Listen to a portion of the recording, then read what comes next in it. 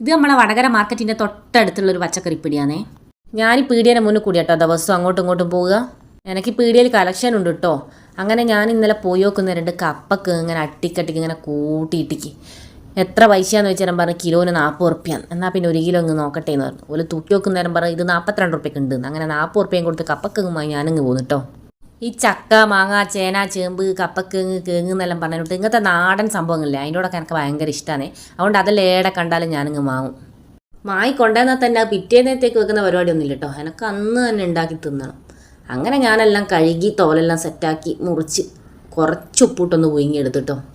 പണ്ട് നമ്മളെ പറമ്പിൽ കപ്പക്കേങ്ങും ചെറുകേങ്ങെല്ലാം അമ്മമ്മയും അമ്മമ്മേൻ്റെ അച്ഛനൊക്കെ ഉണ്ടാക്കലുണ്ടേനു കേട്ടോ. ഇപ്പം ആർക്കും ഒന്നിനും നേരില്ല. നമ്മളിങ്ങനെ വാങ്ങി തിന്നൽ തന്നെ പരിപാടി. അങ്ങനെ നമ്മളെ കപ്പക്കേങ്ങ് പുഴുങ്ങിയെടുത്തേ. എന്താ ടേസ്റ്റ് മക്കളെ, നല്ല മധുരം, അടിപൊളി. ഇതൊക്കെ ഉണ്ടെങ്കിൽ നമുക്ക് ചോറും കറിയൊന്നും വേണ്ട കേട്ടാ, ഇത് തന്നെ മതി. അങ്ങനെ ഇന്നത്തെ രാത്രി കപ്പക്കേങ്ങും കട്ടൻ ചായ, അടിപൊളി. എല്ലാവരും തിന്ന് കഴിഞ്ഞേരം 2-3 കഷ്ണം ബാക്കിയുണ്ടേനും. അത് ഞാൻ നല്ല എടുത്ത് മൂടിയാടെ വെച്ച് നാളെ രാവിലെ തിന്നാലോ. ഞാൻ കുറേ നേരമായില്ലേ കപ്പക്കേങ്ങ് എന്ന് പറയുന്നത്. ഇതിന് മധുരക്കേങ്ങെന്നും പറയൂ കേട്ടോ.